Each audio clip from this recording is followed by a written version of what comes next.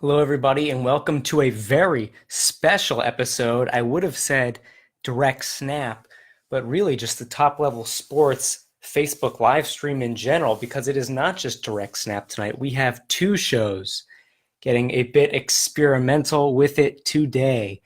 Our first half of the show will be, just as always, your regularly scheduled direct snap, the NFL talk show for NFL Week 10.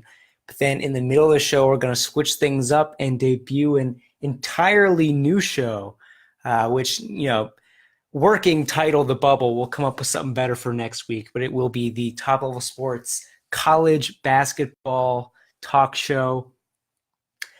We're going to be, trying out doing both of them this week, this Friday. For the future, a few different possibilities. Could keep doing both on Friday like normal. Could have two separate shows, do NFL on Wednesdays like normal, and do the college basketball show on Friday. We will figure that out as we get further into it. But on the show, of course, I'm your host, as always, Connor Groel. We will start off with direct snap and then switch over to the bubble. My guess would be around 8:40, 8:45. But we'll see exactly when that will be. But on direct snap, we will start off with the headlines, and then we're going to break into some Midseason Awards. I call this the Midseason Tip-Off Special because NFL, we hit the middle of the season this week or last week, depending on what you want to, Week 9 is technically the middle of the week of the season. But now Week 10, every team has played at least 8 games. So I'm calling this one my Midseason Special, but it's also the Tip-Off Special for the college basketball season, which started on Tuesday, which I am extremely excited about. Can't wait to talk about college basketball all season long. In fact, as I'm doing the show right now, I'm trying to also watch the Texas-Arkansas game, trying to stream that on my phone.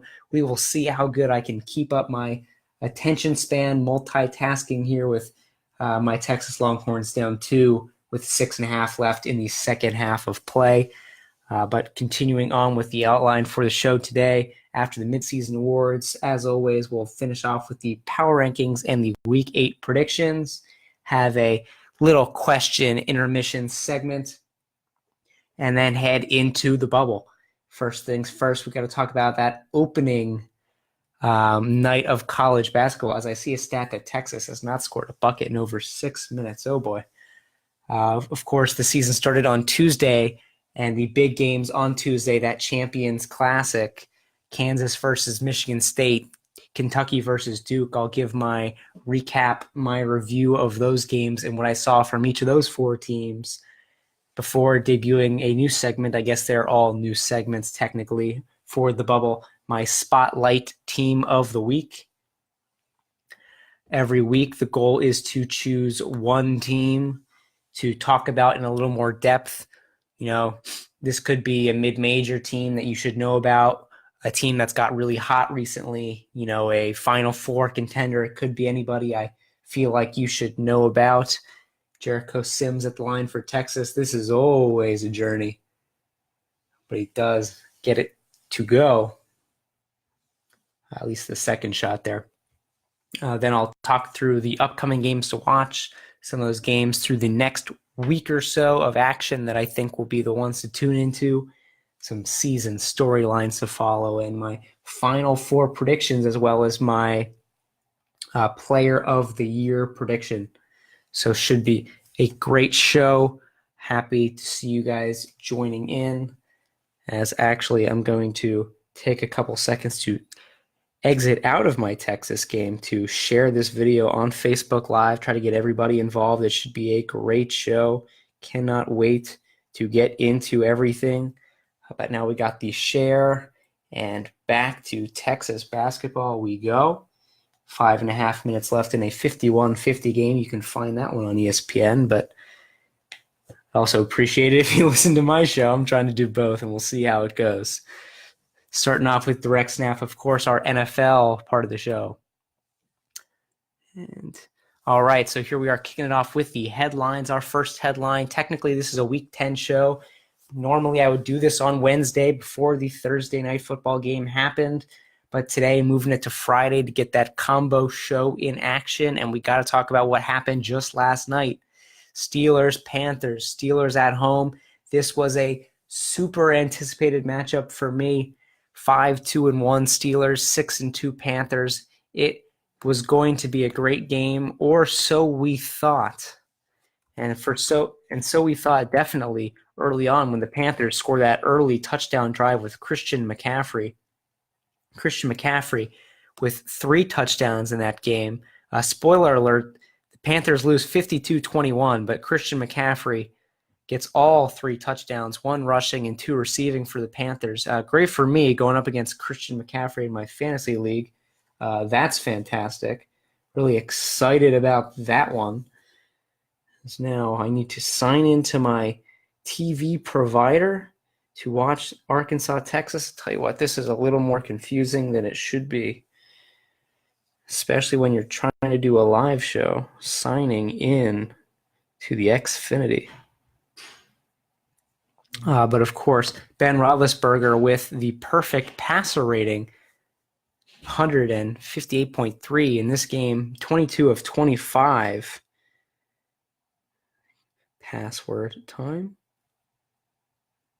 Hope this is as funny for you as it is for me. I'm trying really hard to do multiple things at one time, but that's kind of difficult. But yeah, Ben Roethlisberger, 22 of 25 for 328 yards, 5 touchdowns, did absolutely everything he wanted to against that Panthers defense.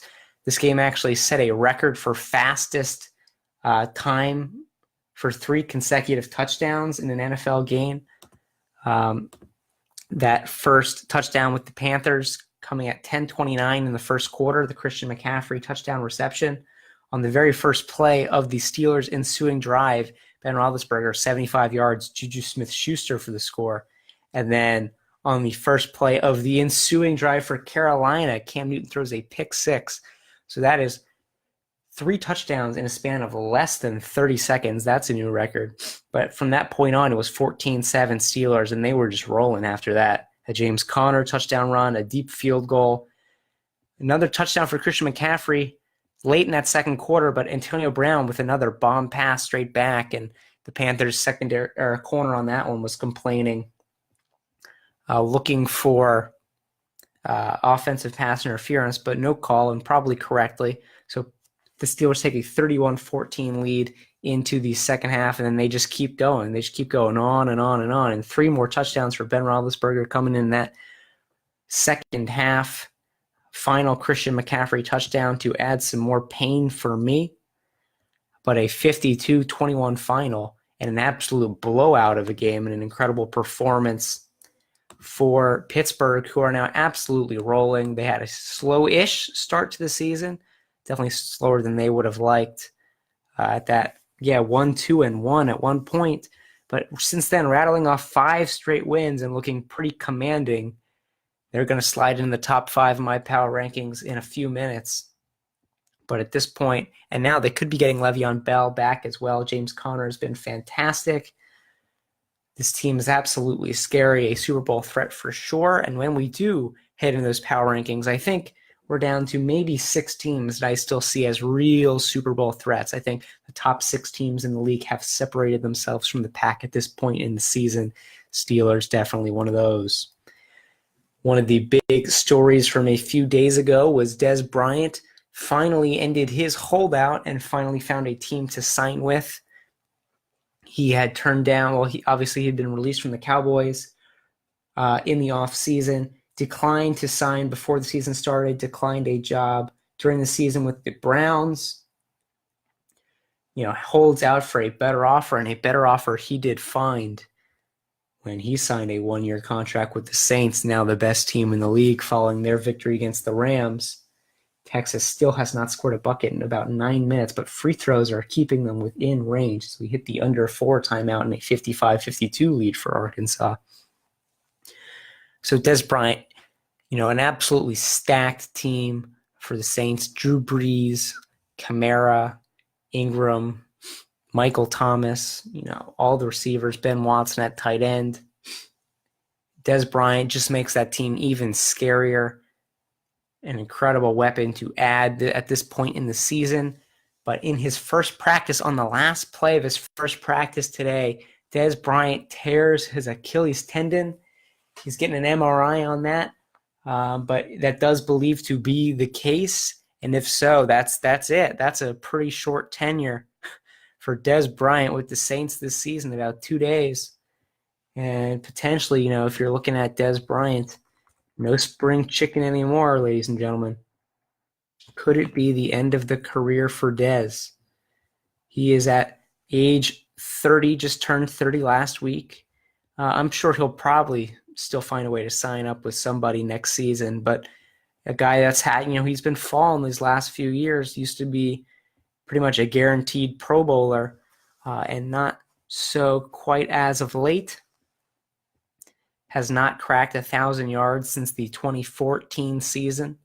When he did so, he had 12 to 14. He had 3 straight years of over 1,200 yards and at least 12 touchdowns a pop when he really established himself as the best receiver in the league.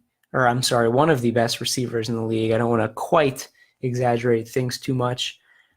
But he is now on the injured reserve 2 days after signing with the Saints. And he will officially now miss the rest of the 2018 season. So I would say a big hit for the Saints, but not really a big hit for the Saints. They've, gotten 7-1 so far, and they've pretty much been having their way with their opponents on the offensive end. But it is a setback, and it is, a bit disappointing because that would have been a big signing to, even just give Drew Brees even more weapons. Really, this is a worse situation for Dez Bryant. Kind of heartbreaking. This could have been his time to get himself a ring, to, start this second half of his career, the second stage, really, of his career, moving on from Dallas, where he spent the first 8 years of his career. But no, it'll have to wait until next season to see if Dez Bryant can still put up anything in the NFL. Dez Bryant heading out, but a player heading back is Leonard Fournette, the Jaguars running back, who had missed the past 5 games. And let me make sure I get the right numbers on his stats so far this season. Again, he played in 2 games this season, and he left early in both. Just 2 games played against the Jets and the Giants. 20 carries for 71 yards. That's it for Leonard Fournette this year, and 4 catches for an additional 19. So just 89 total yards for a guy who, at this point, you really have to be worried about Leonard Fournette moving forward with injuries. He missed a lot of time in college. He missed 3 games in 2017. Now he's only played in 2 games so far this season and has left them both. He has not gone start to finish through an NFL game so far this season, and that's part of the reason why the Jaguars are 3-5. The Jaguars, one of the favorites, and in the AFC rather, entering the season, started off 3-1, including a victory over the Patriots, and since then it has been loss. The offense has been horrible. The defense has been nothing near where it was last year. A lot of calls for the team to move on, possibly trade Blake Bortles or trade for another quarterback. They so far have not decided to do that. They're going to be sticking with Blake Bortles for the rest of the season. They now have a lot of running backs, actually, as they traded for Carlos Hyde a few weeks ago. Of course, they have Leonard Fournette returning. They have TJ Yeldon. So 3, starting caliber running backs for the Jaguars right now. But this team is absolutely out of sorts. Some line struggles, some quarterback play struggles for sure. And this is a team that's really struggling. They're going to hope that Leonard Fournette can change that the way we know he has the ability to take over a game. But as for now, he will be out, he will be coming back and facing a really uncertain second half of the season for Jacksonville, already 3-5. Things not looking great for Jacksonville. Things not looking great for my Giants either. 1-7 coming out of their bye week, but at least one player is still holding out a little optimism, and that is Odell Beckham Jr. The guy, he is always pumped to play, and say what you want about his character and his personality, but this is a guy that loves the game of football. He loves to win, and he's always looking forward. Never holding back at the pass. It's always what's up next for Odell Beckham Jr. he'll tell you what's up next. He says the Giants are going to win 8 in a row. Giants are going to go 9-7. Giants are going to make the playoffs because they've made the playoffs at 9-7 before, and they did pretty well with that, says OBJ. Likely a reference to the 2011 season when the Giants won the NFC East at 9-7 and then won the Super Bowl, their second matchup against Tom Brady. And in a position, this is not a strong NFC East. 9-7 could get the job done. Of course, winning 8 straight games is going to be very difficult for this team, near impossible. But if there is a will, there's a way, and it's possible. And, so you're saying there's a chance. In all likelihood, it will not happen. The odds of it happening are something like 1 in 500 probably. But for me as a Giants fan, I love the optimism. This team is sticking with Eli Manning. And if they do want to win games this season, that is the correct decision to keep Eli Manning over Kyle Lauletta, who did have, some legal issues, got pulled over. What was it? A DUI or speeding? I've actually kind of forgotten the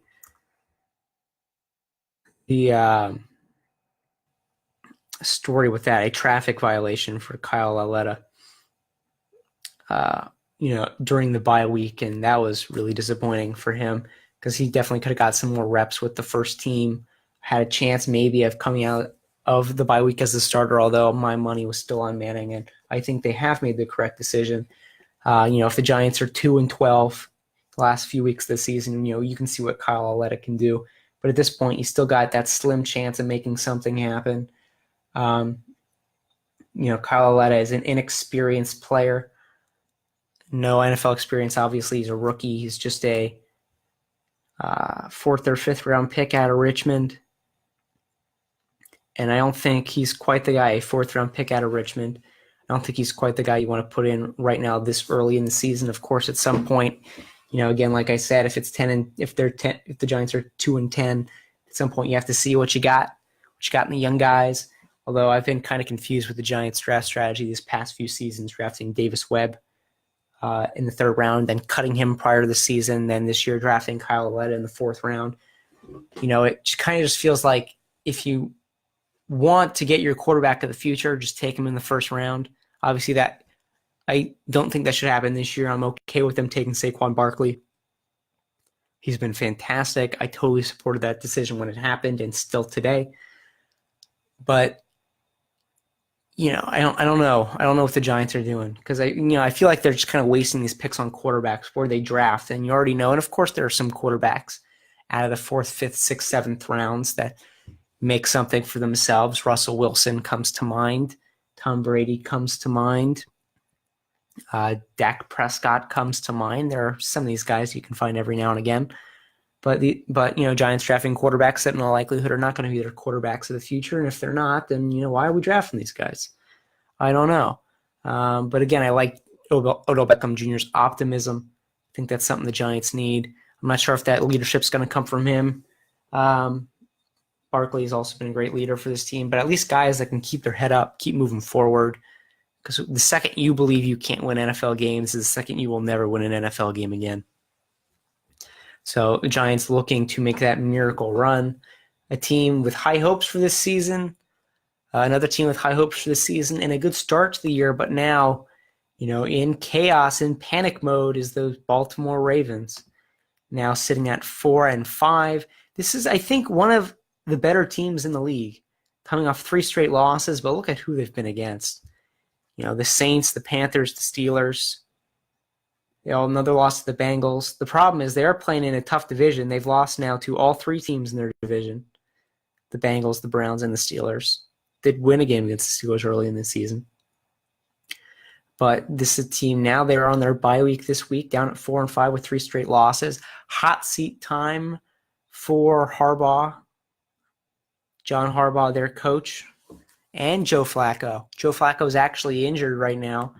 His status for week 11, it'll be their next matchup against the Bengals, and that's a massive matchup, is uncertain. The Baltimore Ravens, if they want to have any shot at probably making the playoffs or keeping in this division race, which is kind of passing them by with the Steelers and the Bengals, they're going to need to win that game. So maybe he'll be able to go, maybe not. If he can't, you got Lamar Jackson. And Lamar Jackson is, he's a quarterback, but he's a guy that the Ravens have lined up at wide receiver and running back for a bit this season. He has not really gotten an opportunity to show what he can do throwing the football. Joe Flacco, it's no secret, he is not having the best of seasons. Joe Flacco is a guy I think has always been kind of overrated. It's tough because some people say Joe Flacco is a Super Bowl winning quarterback, and some people think Joe Flacco is absolutely trash. I think both. I mean, not trash per se, but he won a ring, and I'm a Giants fan, but I'll admit Eli Manning was never as good as maybe some people thought when he was winning the Super Bowl rings. Joe Flacco is another one of those guys. I think Eli Manning over his career is a better quarterback than Joe Flacco was. But, pretty similar in the sense that they did have some miracle playoff runs, but overall they've kind of been overwhelming, mediocre starting quarterbacks.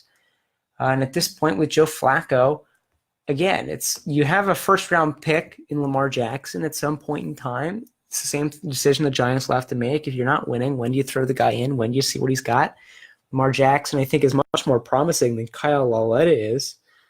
Thanks, Brian, for tuning into the show. Of course, we have Direct Snap, the NFL version, up right now. And then later on, we will get into college basketball on my next new show, The Bubble, which is a temporary name as we look for a permanent name for that show. And that will, I think what I'll probably do is I'll probably try to split it up and keep Direct Snap going on Wednesdays and start The Bubble on Fridays. But we will see if that is the case moving forward. But yeah, a hot seat in Baltimore.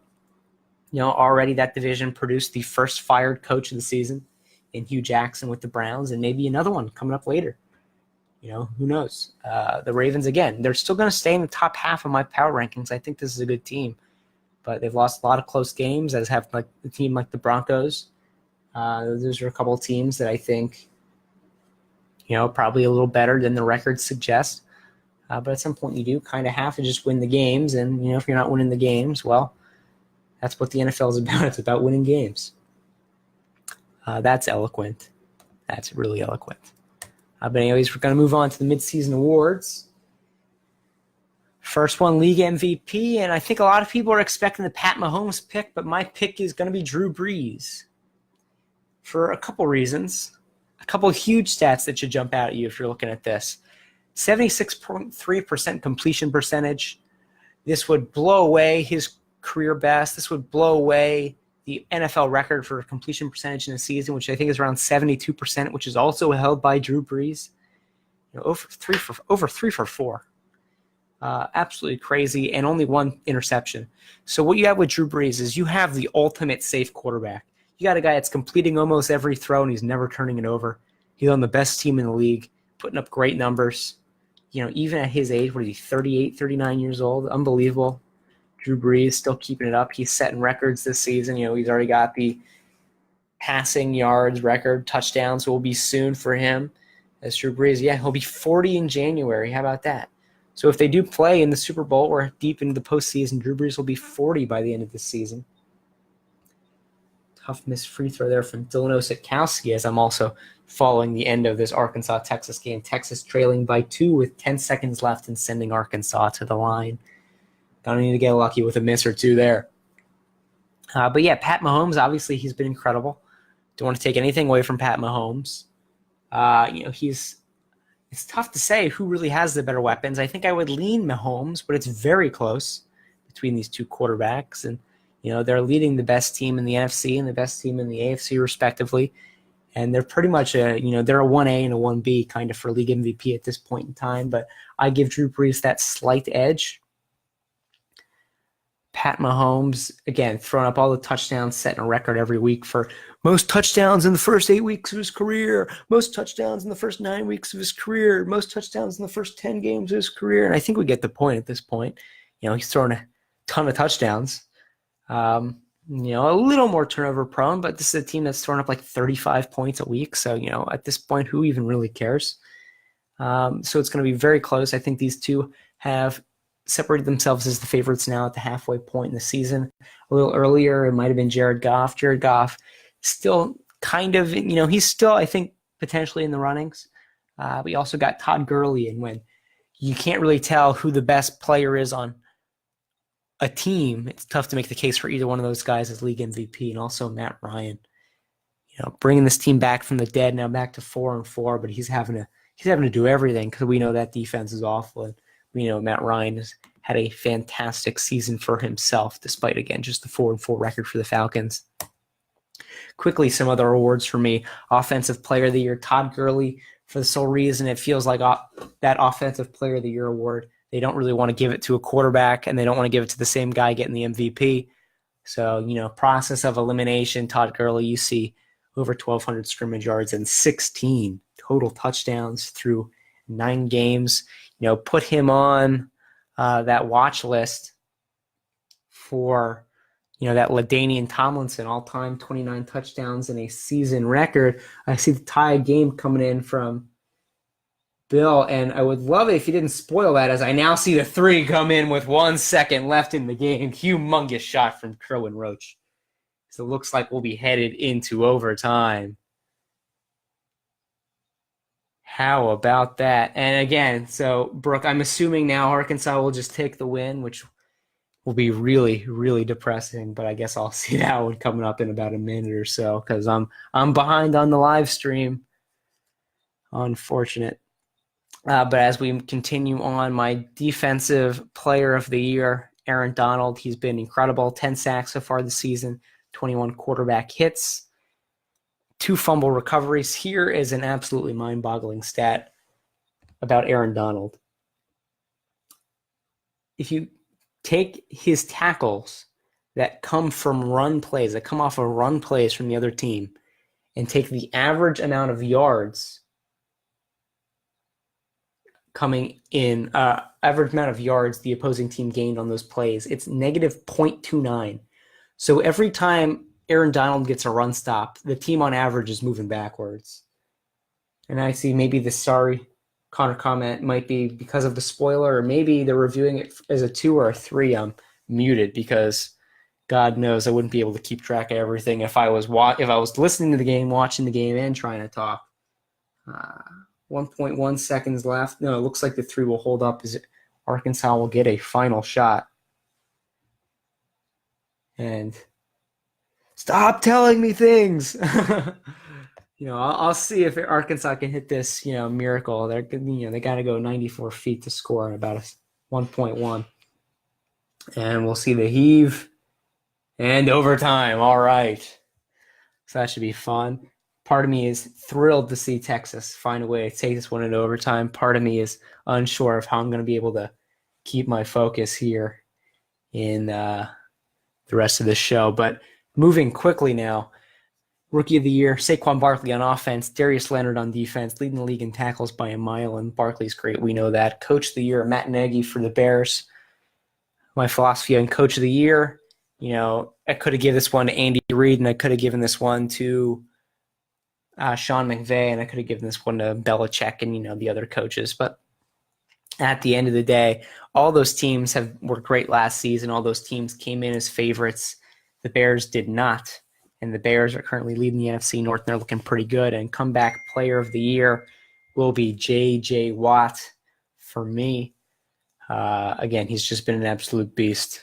J.J. Watt, anytime he's on the football field, he's the best player on the field. It's unbelievable, this guy. So those are my mid-season awards. Let me know what you think of those. But we're going to head into the power rankings right now and head right in. I really considered putting the Raiders at 33 and creating an imaginary 32 spot for, the Rams bench or Alabama or something, just to crack a cheap joke at how poor the Raiders have been this season. But really, good Lord. The Raiders are the worst team in football by a country mile. They played the team that I had at 31 in the power rankings, the 49ers, and they lost 34-3. And C.J. Beathard was not in for that game. He was injured. But Nick Mullins, the rookie, was he even drafted? Let me look up if Nick Mullins was even drafted, because I'm not even sure. But he was undrafted in 2017. First game of his career. He comes out, And he balls out for 262 and 3 scores against the Raiders. Hopeless Raiders, dropping that game 34-3. The Bills move down to 31 in the Niners' place after the Bills get crushed by yet another football team week in, week out. They are hopeless. 49ers moving up 3 spots as we see the Jets drop and the Browns drop. Good on 49ers, and I do believe they were going to be keeping with Nick Mullins at least for one more week. And we'll see when Beathard is healthy. But I think you probably have to roll with Nick Mullins if he puts up even a decent performance this week after what you saw him do in Week 10. Big steal from Texas, start the overtime period. Can we go coast to coast? Yes, we can. 65-63 with 4.5 left to play in that overtime period. Probably setting a record for my highest words per minute in a show so far this year, but I got a lot to talk about, a lot on the line, and a lot happening in Texas land and football land and in college basketball land. And 65-65, 17 through 24 now as we head into the second part of the power rankings. Titans moving up big. I don't think the Titans are very good personally, but you're 4-4. You got to give them some respect at some point in time. And a big win over the Cowboys, who looked awful, falling down 5 spots. Jaguars, even though they're on the bye, falling down a few spots. As I realize you can totally not tell that the Bucs moved down too. Red on red is a great idea. But yeah, the Jags, again, they've lost 4 in a row. Don't have too much confidence in them switching that up moving forward. But we'll see what they can do. Broncos still moving up a spot despite the fact that they lost. Because, again, all these losses are coming super close. They had a Brandon McManus field goal, at home in Denver, Mile High. If you make that one, you beat, you knock off the Texans and end their 5-game winning streak. But it was not to be. So the Broncos fall to a disappointing 3-6. But, again, so many close games. And against good teams, too. Chargers, Rams, Chiefs. They're keeping it close with everybody. Texans. But you can't seem to find those W's. Dolphins moving up again, 5-4, beating the Jets.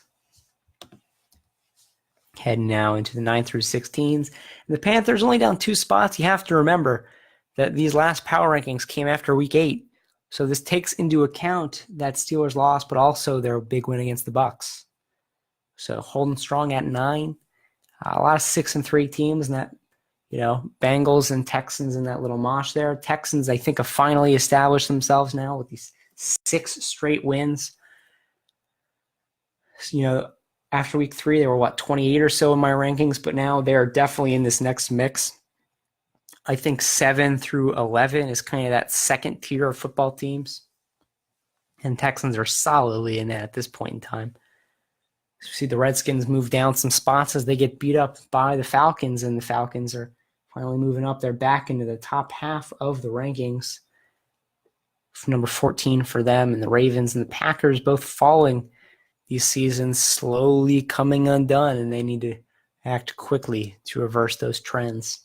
But at the top, it's a new team, number 1. It's the New Orleans Saints. And what else could I do after their big victory against the Rams, giving them their first loss? I think 1 through 3 are relatively interchangeable. And yes, I did say 1 through 3. I think you could still make the argument that the Rams are the best team in the league after that sole loss at New Orleans. And they might even still be Super Bowl favorites at this point in time. If they can manage to steal the number 1 seed, it will require a Saints loss. But the AFC, I think, is a little more crowded. So I think the Saints and the Rams are probably your Super Bowl front runners at the moment. As I said earlier, this top 6, I think, that's 1 through 6, are the Super Bowl contenders this season. Saints, Chiefs, Rams, Patriots, Steelers, and Chargers. And you got 4 AFCs and 2 NFCs. Steelers moving up again over the Chargers. Chargers did win last week, but they nearly blew it to the Seahawks rather. And the Steelers with their massive win over the Panthers and their big win streak. What else can I do but slide them into the top 5? Those are my power rankings this week, as the Vikings and the Bears move back into the top quartile. Thanks, Pop, for tuning into the show. And right in time, we're heading into the predictions. And it was a rough start to the season for me, but the last couple weeks I've been straight fire. 12-2 in week 8, 10-3 in week 9. Another great spread performance, 8-5. That puts me at 84-49 on the season, and 64-66 against the spread. Finally back up to 500 against the spread, and this does take into account getting both the Steelers pick and that Steelers spread right on Thursday night. Got 13 more games to talk through this week. Let's head straight into it. Got the Lions and the Bears in our first matchup.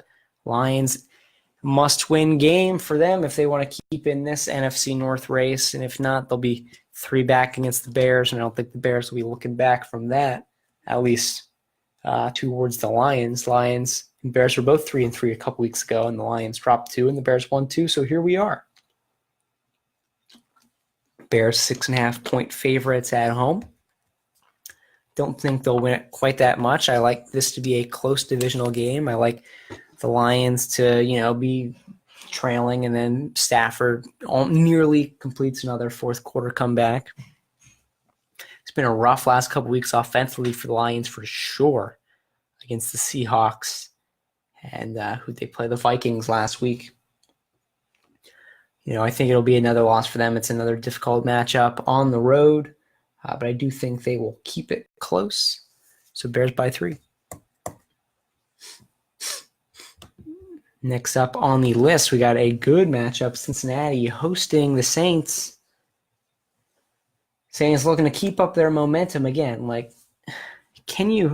was the last time we saw an as impressive of the last 3 weeks as we have from the Saints?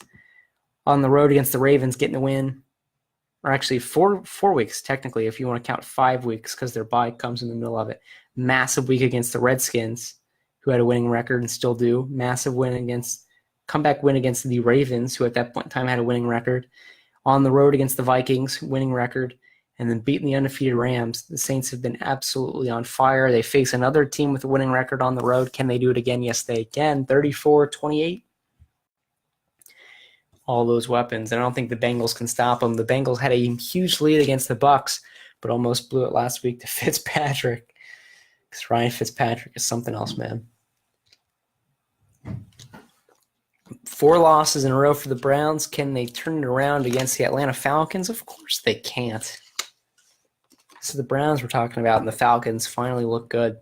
I like the Falcons to take it 31-23 on the road.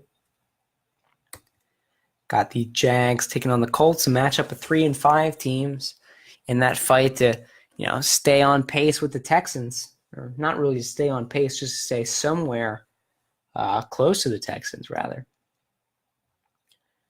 This is going to be a big one for both teams. Opposite trajectories. Jaguars 3-1 are now 3-5. The Colts were 1-5 and have won 2 in a row. Now, coming off the bye, I like them to make it 3 in a row against the Jaguars, who are, in my opinion, kind of coming apart. We'll see. Like I said earlier about Leonard Fournette and how he'll be able to manage and how he will perform if he can stay healthy even, and if that'll even provide much of a difference.